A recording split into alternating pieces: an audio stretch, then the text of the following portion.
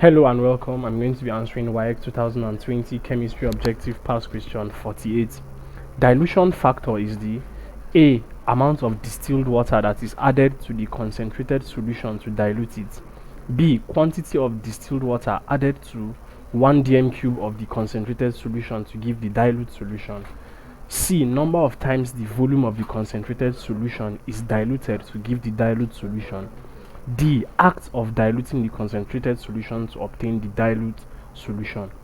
So, for a standard definition of dilution factor as it relates to solubility and formation of solutions, dilution factor refers to the ratio between the volume of the concentrated solution to the volume of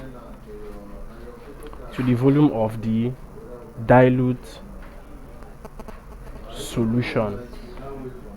So this means that if you have two solutions, let's say the volume of the concentrated solution is 20 dm cube and then the volume of the dilute solution is 40 dm cube. What we are saying is that dilution factor is the ratio between the volume of the concentrated solution to that of the dilute solution. So in this case it will be 1:2. Now it means that the volume of the dilute solution is 2 times the volume of the concentrated solution in this example. So from this description you can say the dilution factor is the number of times, as we have seen here, the number of times the concentrated solution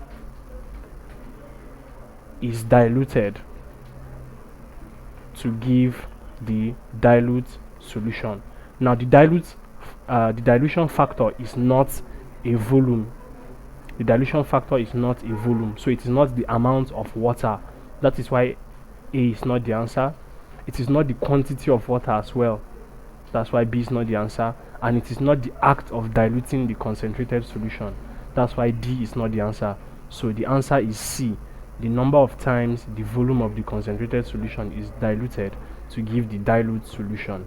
Thank you, and please subscribe to this channel for more videos and for more past questions and answers.